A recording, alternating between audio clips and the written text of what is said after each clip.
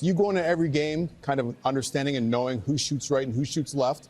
And the other part of the question I have that I wanted to ask you is, what's easier for you, games or practices? Because you guys have so many skilled players in your team you face every single day in practice.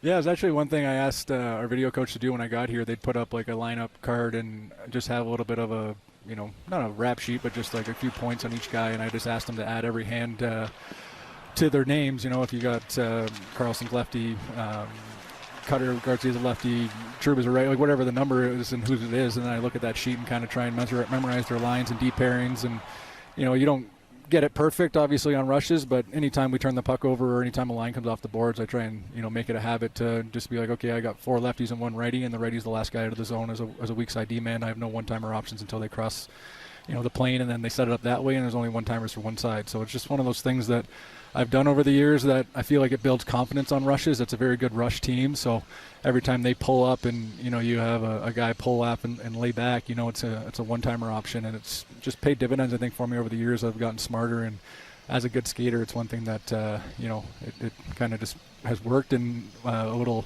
telltale that I like to add to my game. And then to your second part.